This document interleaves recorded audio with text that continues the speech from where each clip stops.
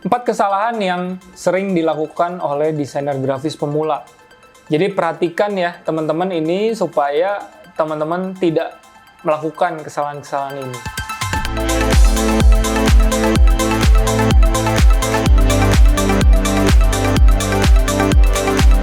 Oke, teman-teman, kembali lagi di channel Ideasi yang kita akan membahas untuk konten-konten berkualitas supaya teman-teman freelancer atau teman-teman yang punya bisnis nih bisa lebih bagus lagi dan lebih besar lagi dan sukses lagi.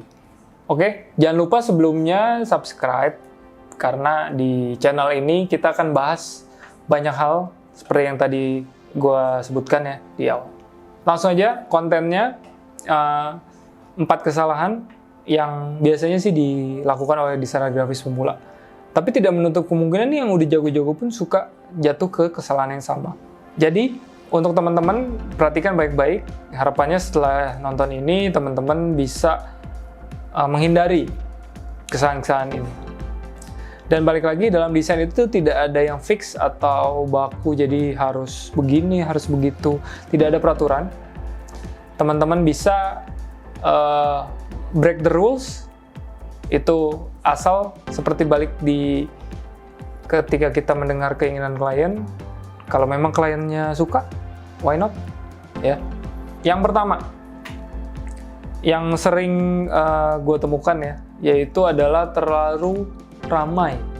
Ramai di sini banyak hal. Maksudnya gini, bisa dia terlalu banyak color yang digunakan, artinya color palette-nya itu lebih dari 4 atau 5 warna.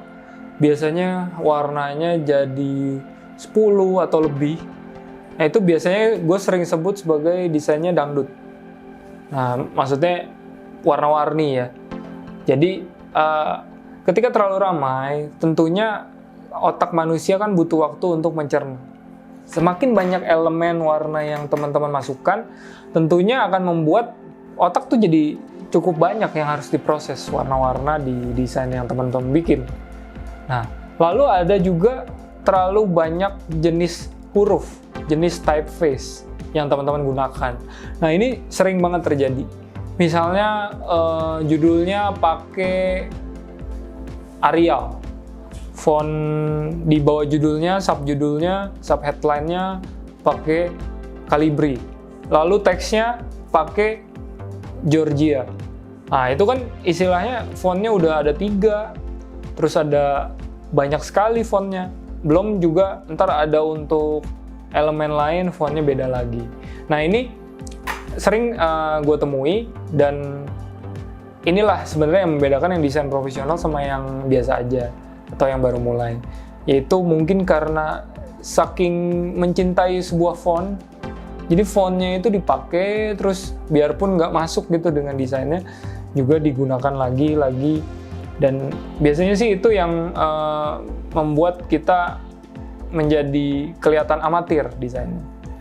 Ya, jadi terlalu ramai itu bisa dari warna, bisa dari typeface, bisa juga dari shape atau bentuk. Misalnya semua udah kotak-kotak, terus ntar ada bulatnya, ada segitiga, ada trapesium, jadi istilahnya kurang unity, kurang menyatu antara desain di dalam satu page, itu banyak objek-objek yang berbeda. Makanya too much of anything itu selalu buruk, makanya yang pas-pas aja. Nah, cara untuk bisa pas itu bisa teman-teman nonton video yang sebelumnya, nah itu kan ada 4 keahlian. Nah, teman-teman lihat desain-desain yang bagus, teman-teman perhatiin. Pasti kebanyakan mereka simple. Karena memang itulah less is more ya. Kita punya Maxim itu seperti sebuah rules tidak tertulis yang kita selalu ikuti, yaitu less is more. Makanya mungkin kita bisa mulai untuk lebih minimalis dalam mendesain. Jadi mulai dari melimit, membatasi jumlah warna, jumlah typeface, dan jumlah objek yang kita buat. Yang kedua, ini sering banget ditemukan, terutama yang masih awal-awal ngedesain ya. Dan mungkin teman-teman ada yang mungkin pernah berdosa melakukan ini, yaitu stretching sebuah kata atau huruf tipografi secara manual, misalnya di stretch ke samping atau di stretch ke bawah. Nah itu sangat, istilahnya itu haram ya.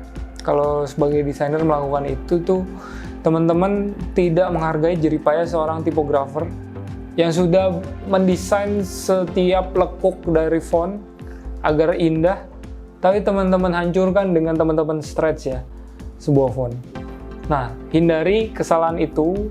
Selain kita menghargai seorang tipografer yang sudah bikin capek-capek fontnya, kita juga membuat desain kita lebih proporsional.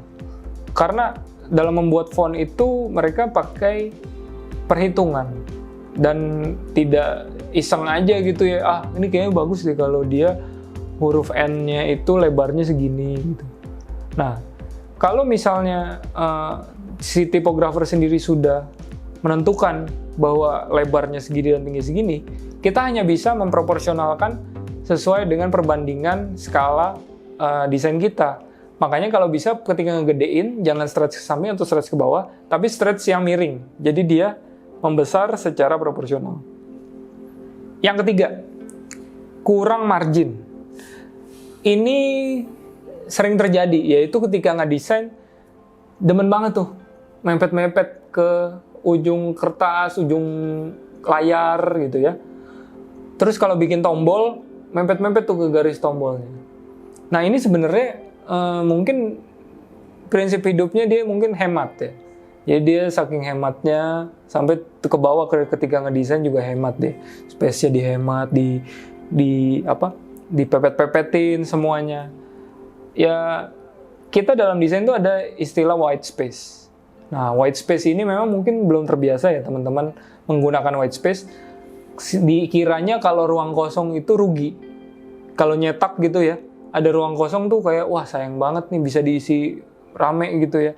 Nah, dalam mendesain itu white space ini sebenarnya sebuah elemen desain juga yang sering digunakan oleh desainer-desainer kelas dunia. Wah, kalau teman-teman lihat iPhone, dia punya interface, itu teman-teman pasti lihat itu dia sering pinggir-pinggirnya itu banyak space kosong. Kayak misalnya awal-awal, misalnya teman-teman nyalain iPhone baru beli gitu kan ada halo. Itu sisanya semua kosong, nggak ada apa-apaan. Bisa sebenarnya kalau mau dikasih gambar-gambar. Cuman kan itu akan membuat terlihat kurang mahal ya, kurang premium. Makanya white space ini sebenarnya penting dalam menentukan margin tadi. Jadi di sebuah tombol, sebuah button, jadi marginnya itu dikasih yang kalau bisa dia setengah atau 50% dari ukuran kata atau word dari tombol tersebut.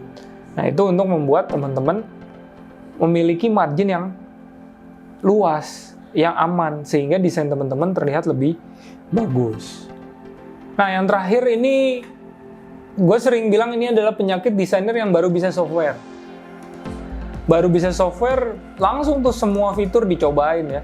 Emboss, drop shadow, stroke, dikasih inner glow, outer glow, dikasih efek-efek segala macem. Padahal sebenarnya, kalau teman-teman perhatikan, desain-desain yang bagus itu justru menganut flat design. Mungkin teman-teman ada yang pernah dengar flat design, yaitu desainnya flat.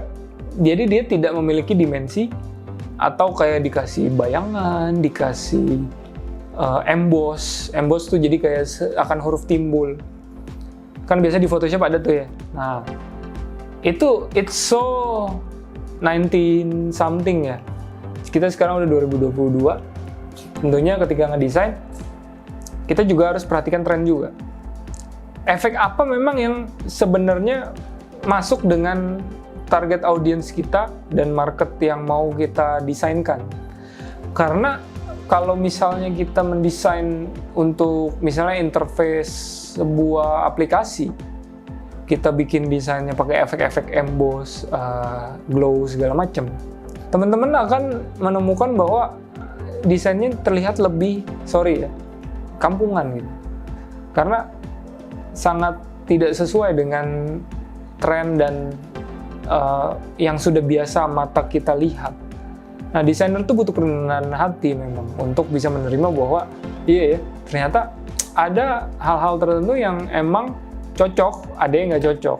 Nah, untuk tahunya kita butuh referensi, makanya sering-sering lihat website untuk referensi. Oke, itu tadi 4 ya kesalahan yang biasanya dilakukan oleh desainer pemula. Nah, untuk ngerangkum mungkin akan gue sebutin lagi tuh. Yang pertama, terlalu rame. Yang kedua, suka nge-stretch tipografi, dilebarin atau ditinggiin, sementara tidak proporsional. Yang ketiga, marginnya terlalu mepet. Ya, itu biasa sering terjadi tuh karena nggak mau rugi lah istilahnya. Jadi biar semua keisi. Lalu yang terakhir, yang keempat, terlalu banyak efek yang digunakan. Jadi pesan gue untuk desainer yang pemula nih, freelancer, atau mungkin bahkan yang bukan pemula, perhatikan kesalahan ini, dihindari, dan semoga dengan konten ini teman-teman jadi bisa desainer yang lebih berkualitas dan sukses. Amin. Nah, untuk teman-teman yang punya pertanyaan, bisa tulis di komentar dengan hashtag #haloideasi, lalu pertanyaan teman-teman.